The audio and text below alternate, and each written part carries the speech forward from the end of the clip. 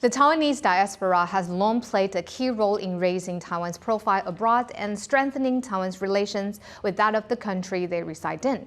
Today, we will explore the important role that Taiwanese diaspora plays in the U.S. and the current state of Taiwan-U.S. regional geopolitics. Hello and welcome to Taiwan Talks, covering the latest global news and analysis from a Taiwan perspective. I am Catherine Liu. I'm Rath Wang. Joining us in the studio today is Dennis Weng, Political Science Associate Professor at Sam Houston State University based in Texas in the United States, and Alexander Huang, the Kuomintang KMT's International Affairs Director and representative to the United States. Alex is also an International Affairs Professor at Tamkang University. I also spoke earlier to Ming Zijian, President of the Formosan Association for Public Affairs, FAPA, during my trip to Washington, D.C. FAPA is the largest Taiwanese American political advocacy in the U.S. And we also hear from Ming Jiang, President of Hello Taiwan, a grassroots platform that aims to promote Taiwan and the country's culture in the U.S. and around the world while working hand in hand with Taiwanese organizations. Ming spoke earlier to our chief host, Ing Kavat. Let's start today's discussion by talking about the current state of U.S.-Taiwan regional geopolitics before we move into the details of the vital role the Taiwanese diaspora plays in advocating for Taiwan abroad. My first question goes to you, Dennis. There has been a lot of talk recently on nuclear war from countries nearby Taiwan, such as Russia and more recently, North Korea. As a political science expert in the U.S., how does the U.S. view threats coming from both countries, namely Russia and North Korea? There have been reports from the U.S. government that North Korea could conduct nuclear tests anytime, and America's been busy with the largest scale U.S. South Korea drills that we've seen recently come out. Well, definitely that's a concern. Like nuclear war is definitely a concern to any country in the world, especially in the U.S. Well, the U.S. try to keep the regional peace, regional stability, especially in Asia.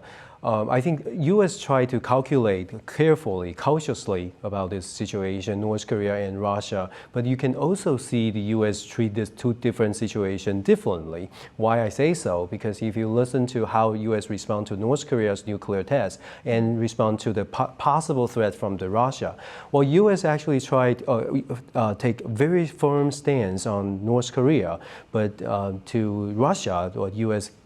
take it very cautiously. It's very obviously, like I said, the U.S. calculated the situation. And Deputy Secretary of State Wendy Sherman visited Japan a couple of days ago. She specifically mentioned if North Korea take any actions, the U.S. will even use like nuclear weapon to respond. But instead of taking like very firm stance on Russia, the U.S. talk about a Russia situation. U.S. says that Russia will face a very serious consequences instead of specifically mention nuclear weapon response. What does that mean? That means, like I said, calculation. It's very careful calculation. Definitely, this nuclear threat will make the U.S. pay more attention to this area. But also, from the Taiwan perspective, we need to, also think about these two different situations. Russia and North Korea, take it differently. Our threat is from mainland China, that's for sure. So how U.S. view China? Does U.S. view China as like Russia level or the North Korea level? Which means if the U.S. take like China very seriously and carefully, then how Taiwan should respond to the U.S. Facing China cautiously? Are we going to be very cautiously, or are we going to poke the bear? I think this is something we need to learn from U.S. response, and I think the U.S.-China tension is really make the whole regional stability in in a problematic situation. Apart from the U.S.-China complications, how much does this complicate things for the U.S.? It seems like this is a big headache with North Korea and Russia coming in the picture. It makes it very complicated because U.S. is guessing what China will do, especially what the connections, whether the China will get closely with Russia or with North Korea. Both of them could potentially become allies with China, and China has the opportunity. At this moment, China has the upper hand. They can decide whether they jump in or they keep away from the situation, and that's something we don't know. And the U.S. is very carefully to calculate that. And that's also why U.S. take like North Korea and Russia differently, because they are measuring, whether the U.S. takes certain step will kind of stimulate China to respond. So, like I said, Taiwan in the front line, we sit in the front seat. We have to be very careful. We have to learn, what the U.S. strategy is. We can't just see U.S. Of course, U.S. will support Taiwan. That's no doubt at this moment. But the way they support Taiwan is the way that they support Taiwan the same as we expect them to support us. I think that's something. That's something for us to think about. Speaking of Taiwan, I think it was really great how you mentioned, Dennis, how the U.S. views this whole situation. And I wanted to ask Alex, how do you see this complication play into what we here in Taiwan should perceive in terms of regional geopolitics? I mean, in the 1990s, people used to say that there were three hotspots in the Western Pacific. That's Korean Peninsula, Taiwan Straits, and South China Sea. So there were, one over the other. For a long time, the Korean Peninsula issue came back several times. But right now, I think Taiwan Strait becomes #1 issue of security concern for most of the Americans and the regional partners. So whether Taiwan wanted to be on the front line, I don't know. But the focus right now is China or China plus Russia axis. Whether this would pose a constant and long-term challenge to the entire region, not necessarily Taiwan alone. So we are part of the Indo-Pacific or Western Pacific, and we need to talk and engage in conversation, especially strategic dialogue with all partners along the Western Pacific. Alexander, unpredictable is the key words that we've been seeing a lot in international news coverage. Do you agree in describing the leadership style of Russia and North Korea? And if so, what can Taiwan learn from their international response toward Russia and North Korea so that we can keep a safe and stability, a goal, and in the long run? Well, it's case by case, especially for the students of international relations.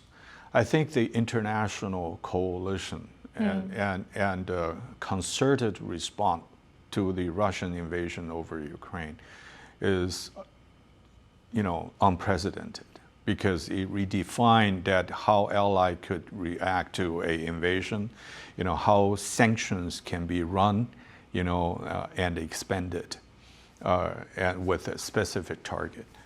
For North Korean, maybe Asians are difficult. I mean, since early 90s, after the Cold War, the Korean nuclear issue had, involved in a 10-year cycle. You have Clintons, then you have Obamas, and right now, Biden. It's all like, every 10 years, there will be a kind of nuclear issue. But no matter what we did before, forcefully or moderately, but there is a reality that the North Koreans are possessing more and more nuclear capability right now. Even without an international recognition as a nuclear state. I see, Dennis. Yeah, I'd like to add something Alex Huang mentioned.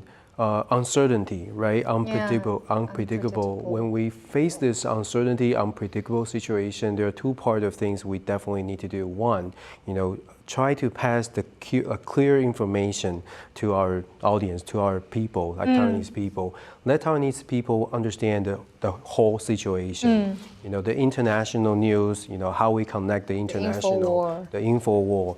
That's one. Secondly, self-defense. No matter what, doesn't matter if the enemy is coming or not, Taiwan's national self-defense need to be strengthened. I think that's the way we deal with uncertainty. Once you prepare, then you don't worry, right?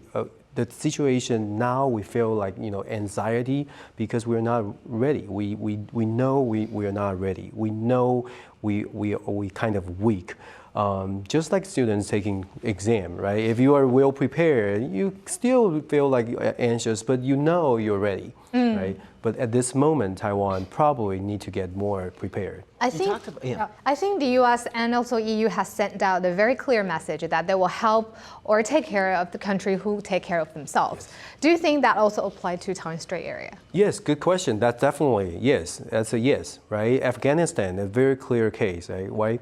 In the U.S., when the D.C. policymakers or all the media talk about Afghanistan, they listen and learn from Afghanistan, even though there are different, there's a debate. But majority people in the U.S. believe the failure of Afghanistan is because they're not willing to, there's no high willingness to fight for themselves. So a lot of lessons learned from other places. The Western democracies definitely willing to help other people, help allies, but the precondition is that the allies do everything they could to protect themselves first. So I think that's the deadline. That's the bottom line. Well, we definitely in Taiwan need to learn from that. I just want to go back to North Korea, and you mentioned the importance of self-defense and Taiwan beefing up its capabilities. Do you feel that with added complications with North Korea, Russia, would that distract the U.S. in terms of international support of Taiwan, or do you feel that that actually raises the threat level that it needs to support its allies here? I think it's raised the level that the U.S. will pay more attention to this area, Korea Peninsula, the entire Indo-Pacific region. It will make Washington D.C. more cautious about something happens in this area. And I do believe it will strengthen the support, and we will see more discuss, especially at different level. We can see the DoD, the Defense Department of Defense in D.C. We can see the Congress will have more discussion about how to support allies in Asia. But we'll also see probably even stress from Washington D.C. that they will ask allies in Asia to better prepared. South Korea, Japan. You can see very clearly U.S. expect Japan and South Korea get closer together, even though they have a historical dispute. But now, D.C. area, they try to send a very clear message. It's about time for you to collaborate. Same thing in Taiwan. It sent a very clear message to Taiwan. It's about time for you to prepare, and then we can probably consider how to help you. It's a very clear message. Lessons from Ukraine. Let's talk to the U.S. attitude, Alexander. Just as in Taiwan, U.S. Political dynamics operate largely on a two-party system. Can you tell us more about, do they have a consensus toward Taiwan issue? What's your observation? Well, in general description, if you visit Washington now, or you go on Capitol Hill, you probably hear a consolidated voice. Which is? I mean, the Democrats, the Republicans, they all support Taiwan. I think it's out of a kind of increasing anxiety in Washington that China is becoming more and more belligerent, and China is going to challenge the American predominance. So there is a common, base for the bipartisan support of. Is that the only issue, the China threats, pose threat to the U.S., so that reached the consensus? Yeah, not only China threat, but also a celebration of Taiwan's democracy. I mean, that's what we call the like-minded, countries or shared values. The American politicians, of course, they have their own district, interests, that their own business concerns. But in general sense, I mean, they support democracy. They recognize that how hard and how far that we had gone to build a ethnic Chinese democracy that can, become a beacon that's shining beyond our borders. Do they talk about the industry importance as semiconductors? Do they talk about? Oh yeah, that's importance? number one. I mean, that's true that the Americans worries number one for their own national interests because Taiwan's special position in the supply chain. Of course, everybody, I met on Capitol Hill talk about TSMC, talk about the supply chain, talk about silicon shield concept. So I think that also serve as a background or a common topic that we can continue to engage conversation with the American friends. Yeah, speaking about all the people you've met on Capitol Hill, and also you being based in the U.S., Dennis, do you feel that approaches from the Republicans and the Democrats are different in terms of their support for Taiwan? Do you feel it's consistent, as Catherine mentioned? Or? I think just like Professor Huang mentioned, that Washington has kind of a Washington consensus. Especially the term probably used differently in international trade or politics, but now in politics we do see a so-called Washington consensus. Both parties support Taiwan firmly, but the way they deal with Taiwan issue or the way they try to support Taiwan may be a little bit different. The Republican side, the conservative side, would be like firmly like they are more like hawkish. They talk about like anti-China or fight against China because it's, China is a big threat to not only Taiwan but the U.S. and the whole world.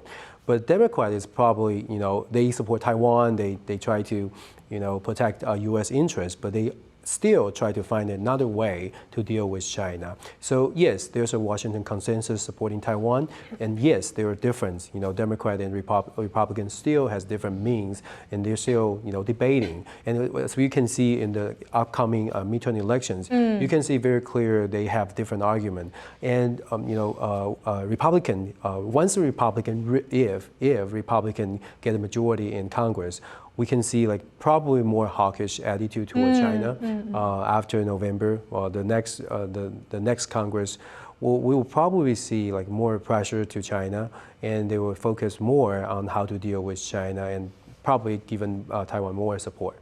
We just spoke about the current geopolitical dynamics between the U.S. and Taiwan, as well as some of the other powers at play.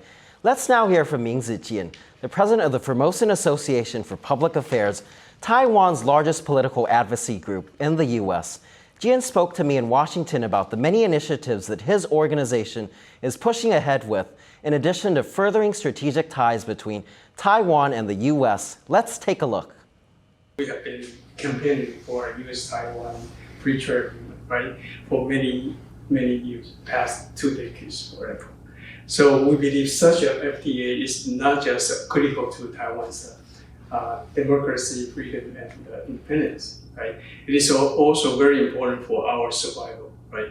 So, in particular, an FTA will need to be ratified in Congress, which means it needs to be signed by 2 countries. So, with that sign, that significantly further improve Taiwan's status as a normal country. So that is very important. And Taiwan is a vital security economic partner for the United States, right? So we'll benefit from deepening ties on both fronts. So it's not just economics and also security. They are very important, right? A free trade agreement with Taiwan will increase trade for sure, right? And increase U.S. exports to Taiwan and provide market-based alternative to China. And that's very important for Taiwan. You need to be not rely on too much on China, right? And it is best strategic interest for United States as well in that region, the Asia-Pacific region. So we've been working on this issue for many years. we started in the House. We asked them to support for FTA, right? And then they were facing the problem in the past decades. Like we were knocking the door in the House. They would say you go to the Senate, and then they would go to the Senate. They say you need to talk with the USTR, the U.S. Trade Representative Office. And when we meet with them, they say you need to meet with the business community. So we've been asking for them run around for many years, right? So people do not have an appetite to talk about take the ball and walk with it. They do not have that. But then in December 2019, we have 157 representatives, led by the 4 Taiwan Caucus co-chairs, and wrote a letter to the at the time it's a bipartisan letter, right? It's very important. They wrote to USTR and U.S. Trade Representative Robert Lighthizer, right? Encouraging him to work toward beginning the negotiation for a better trade agreement with Taiwan. So it is very highly encouraging now for the Taiwanese American that they are now finally a huge appetite in Congress. They want to have in favor of this conclusion of FTA. And so this is like the best ever we see so far, and very encouraging. We see, even for example, we just give it to them. In the past, we actually heard from 1 or 2 liberal senators who historically oppose all U.S. FTAs. And but they are formidable Taiwan supporters, so we know they support us. What you just heard is from FAPA President Ming Zijian on how his organization is advancing economic ties with the U.S. Without doubt, Taiwan is a key role in global supply chains, boosts its prominence on the world stage, and an attack on the countries would have rippled effects across the globe. We will now discuss what it takes for Taiwan and the U.S. to deter Chinese aggression against an ever stronger Xi as he began his 3rd term. Alex, let's talk about playing cards. Do you think using the economic card, leveraging our industry power, would be the right thing to do in terms of momentum? Because we've seen the Minister of Economic Affairs, Wang just traveled to Washington, D.C. to promote our semiconductors power. And we talked to her, interviewed her earlier, and she said there's a huge talk and an interest about this area. Do you agree that we should use this as a leverage to deter China's aggression? Well, there had been a debate recently about, the function and utility remaining with the concept of silicon shield. That Taiwan possesses something valuable that the world would love to work with Taiwan and cannot abandon Taiwan. But there are also talks about how to take this treasure away from Taiwan to protect them somewhere else. Well, this is a subject of debate. But economic links, especially the U.S.-Taiwan free trade arrangement, all kinds of arrangement, is crucial because Taiwan need to survive. One of the biggest support for Taiwan is to enable Taiwan to be further integrated into the global trade system, to be able to do things that a normal country can do. I think there is a bipartisan support in Taiwan that we will continue to work with the United States and other countries. We wanted to promote and expand our trade relationship as much as possible. In terms of semiconductors and other so-called strategic assets, of course, we wanted to continue to play a crucial supplier, and we wanted to work with others while expanding our presence, a little bit diversified our investment, because everybody comes to our help and we should also help others. So I think the key is integration, that Taiwan need to be integrated further into the international trade regime. How likely do you see an FTA happening with Taiwan and the United States? Do you see that in the foreseeable future, or do you see any drawbacks or obstacles that Taiwan needs to continue to overcome? Well, I see obstacles are all man-made. Yeah. So the obstacle will be determined from here. Then I do want to talk about the level of delegation, the party, who is going to proceed this trade, the high-level delegation from the U.S. as never seen before. Well, at this moment, or I echo Professor Huang's main argument that we definitely need to have closer economic tie or trade relations with U.S. because that's the way we try to survive because we integrate to the whole global system. But that's our hope, right? But also we have to deal with the reality. What's the reality in the U.S.? We love to have international trade, but does American people like international trade? Have we ever asked that questions? Well, Gallup poll actually showed over 1/3 of Americans don't see international trade as a good thing for the U.S. It's actually they view us as a threat, right? Think about Donald Trump. Think about President Trump. Well, American first, right? The argument is we don't need others. We like to keep everything here. Yeah, made secure in the domestic. US, right? Yeah. So international trade is a popular idea for Taiwan, for Japan, for all the other countries in different places other than the U.S. But domestically, well, American people now view international trade very different. So I think the Democrat government tried to promote trade, but they got, like you mentioned, asked the obstacle. The obstacle is, man-made. In the U.S., there's a debate whether we should have trade. If we have trade, then how about our laborers? Our people will lose job, especially in the Midwest states. Those, the so-called, the Midwest state, they have a lot of labor, they have a lot of manufacturing center move out of country. So I think that's the obstacle for us. We have to convince, the Congress, we have to convince more American people, telling them, Taiwan is valuable partners to them. We're not threatening their job, but we are providing, the useful resources. So I would say the FTA is a very, very a strong. It's high expectation, but what we can really see is potentially we can sign agreement on a specific industry. We can start from small step by step. FTA is like a package, right? We ask everything's free, like a free trade agreement.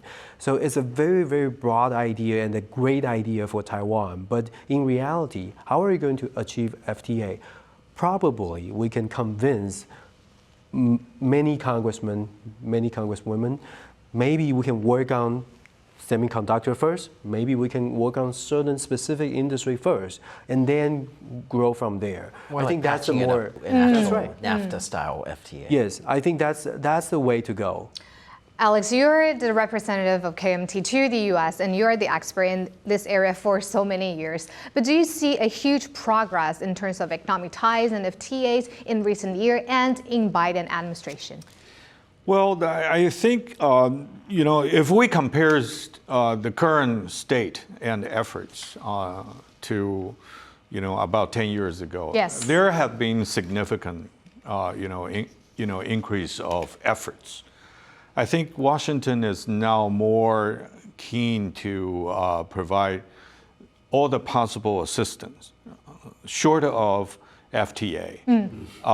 They try to find ways that helping Taiwan to be more, getting into the American market.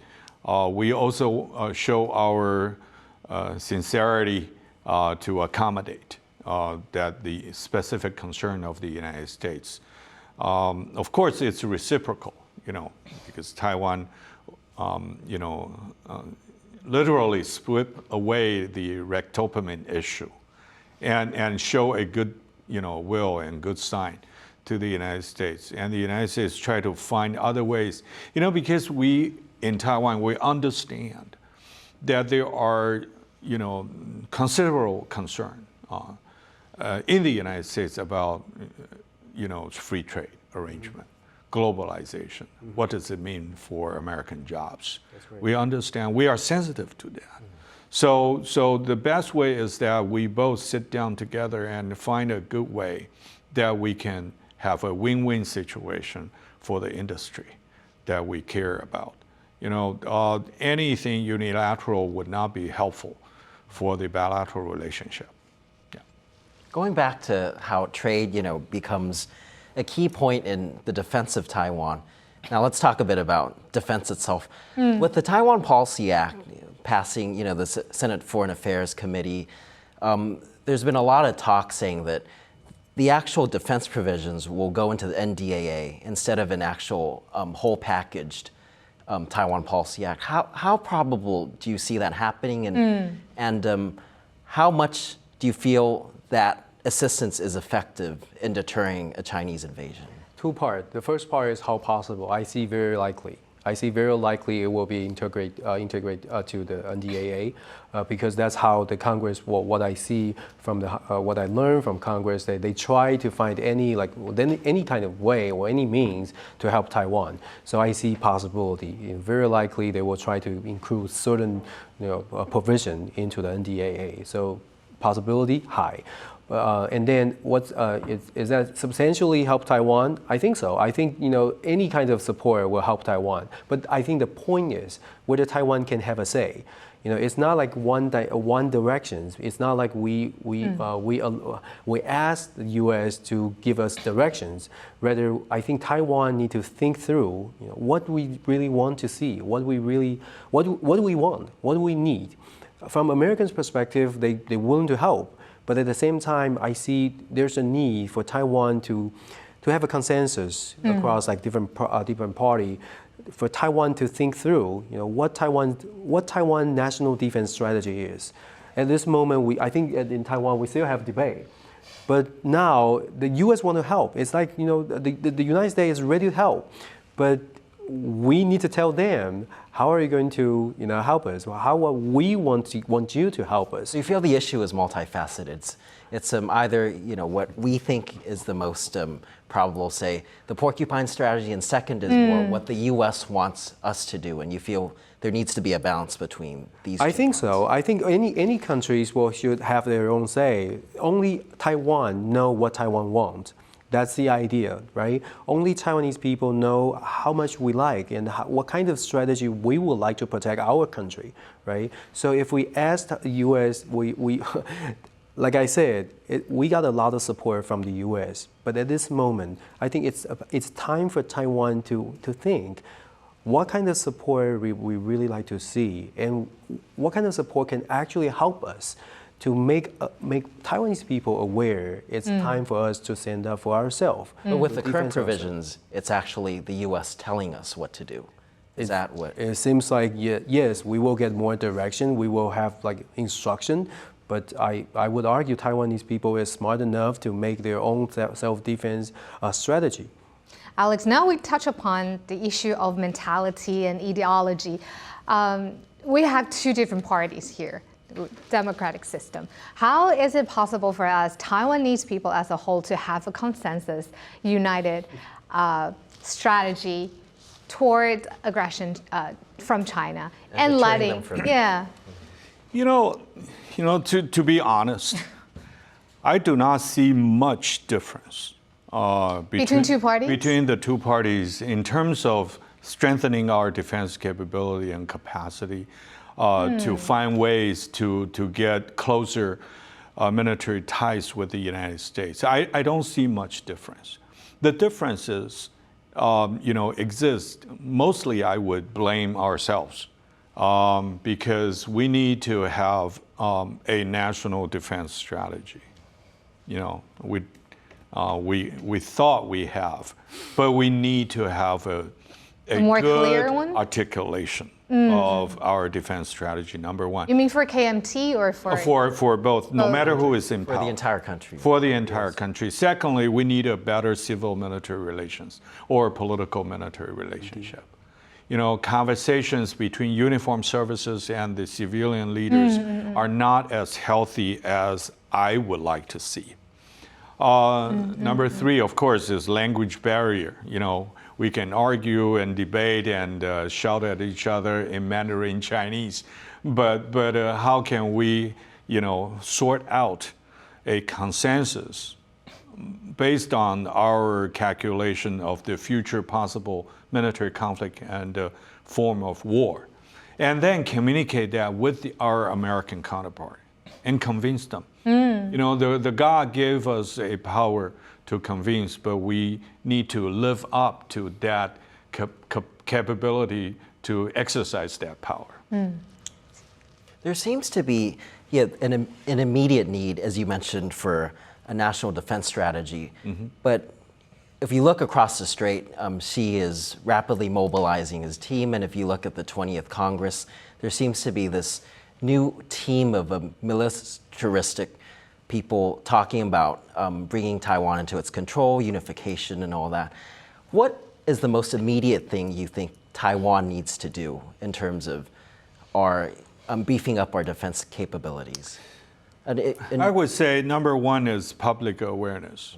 Because the weakest point, as a long-term observer, I think Taiwan society need to be more resilient, and that would be based on, necessary information and education of the general public.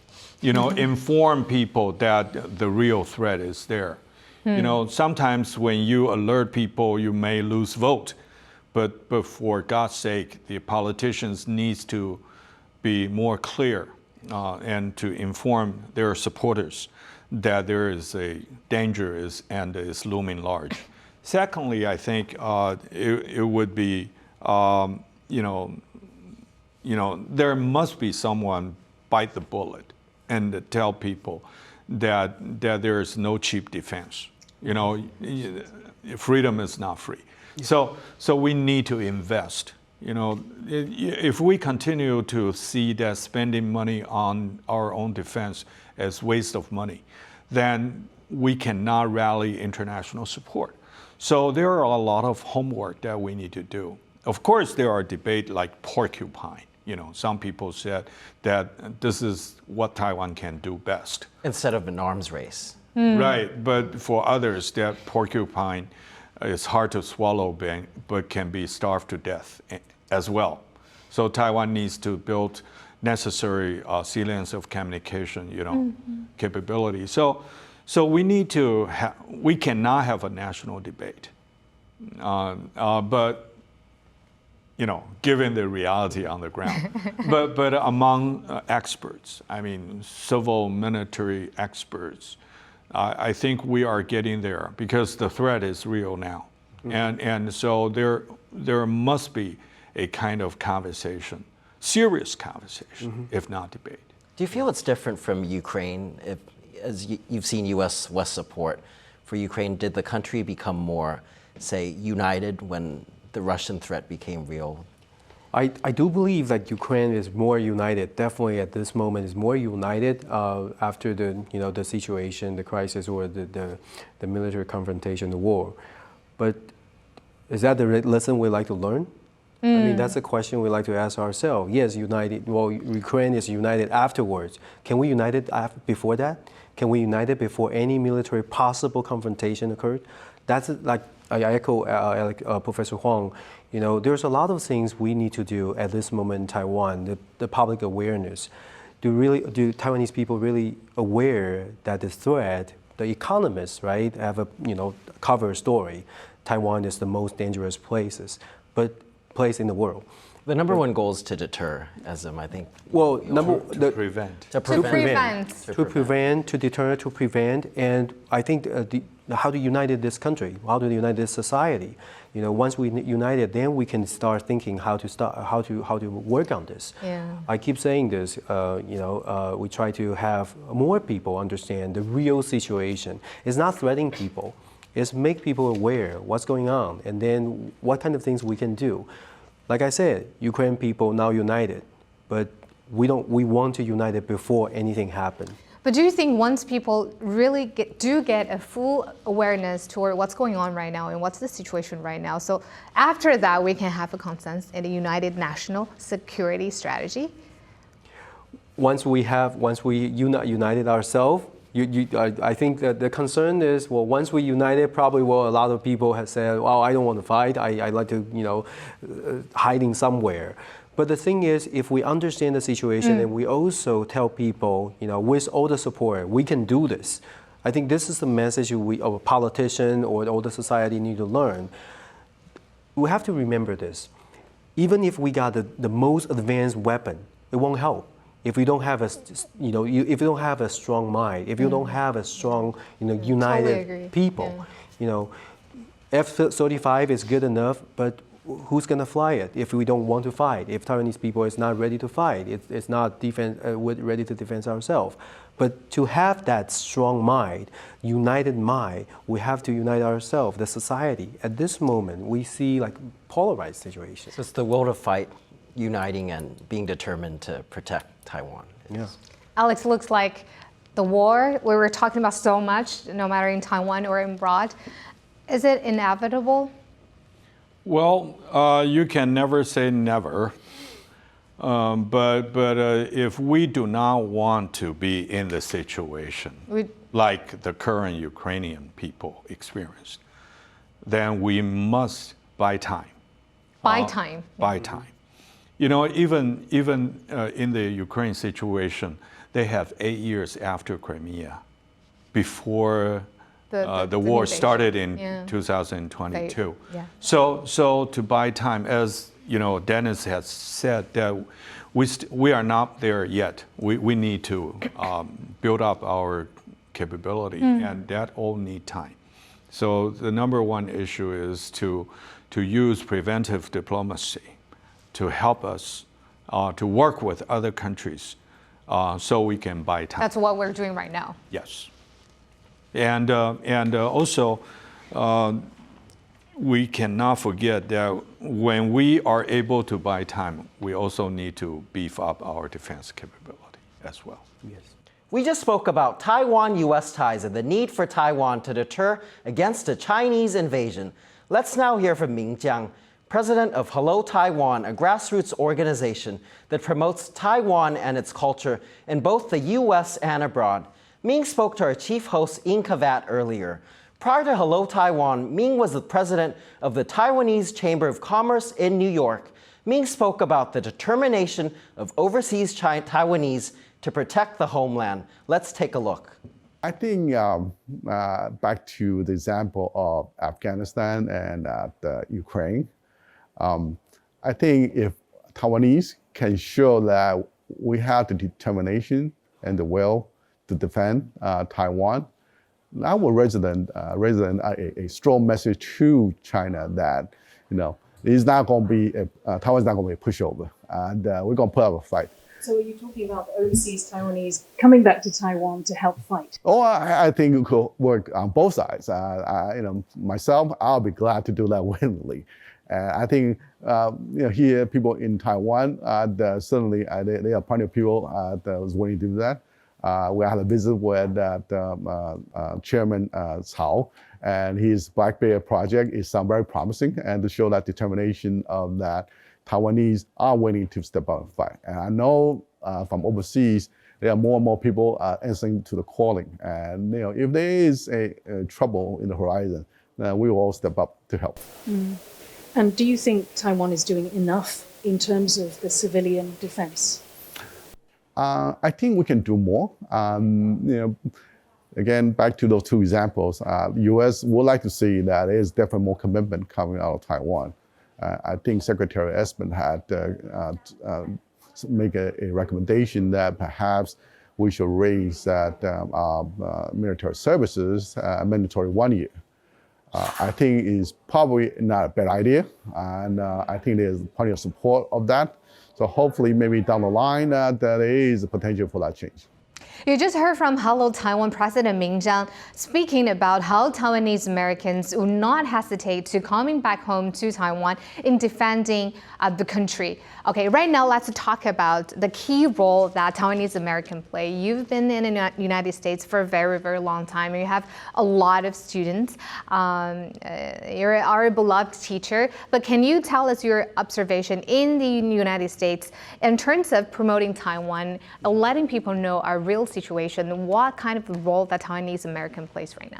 I think Taiwanese American can do a lot of things to help Taiwan, support Taiwan. For instance, they can visit the Congress, they can try to be the intern from the younger age, and then they probably, once they, got a job and once they can probably become a donor, they could be influencer, they could influence the Congress, pass the bill, support Taiwan. Those kind of things is what Taiwanese American community can do.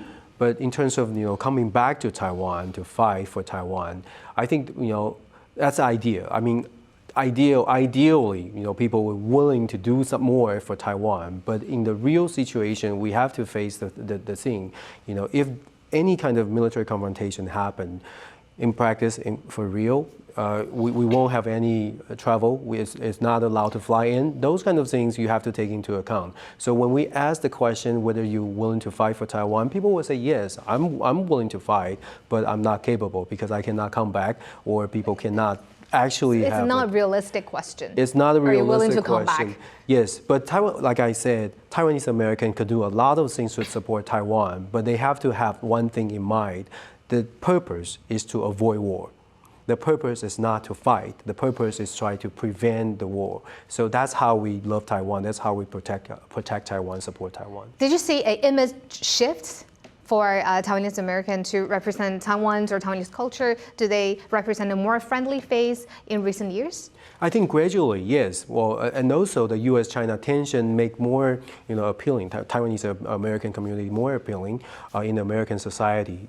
So the answer is yes. We gradually become more influential in not only in Washington D.C. but locally in different states. You can see more and more Taiwanese American group, play more important roles in local community, which is great, and which is also the reason why we see closer U.S.-Taiwan tie. A lot of it's because the contribution, the local contribution, the local connections made by the Taiwanese American. But like I said, Taiwanese American can play like very influential roles in American society and gradually make American people aware. Supporting Taiwan democracy, it's natural. But again, the purpose has to be try to protect our country, protect Taiwan to prevent war. How much of that is like soft power? How much of that is actually cultural, or in terms of economics and, as you see, semiconductors, electronics? And all? It's a very interesting question. You talk about the soft power. The soft power I can see, like I observe, it's gradually, growing. Especially, relatively speaking, the soft power used to be like the Chinese culture is very appealing, but now because of the U.S.-China situation, so more likely the Taiwanese culture, I'm not saying replace the Chinese culture, but it's kind of like because they're similar. So more likely the Taiwanese American community play roles, especially when we have the culture, festival. We're Taiwan more Week. Yes, Taiwan Week is more, more welcome by the American society. Yes, like I said, we can play more important roles, more influential. But again, there's something we need to remind ourselves as a Taiwanese American. We need to remind ourselves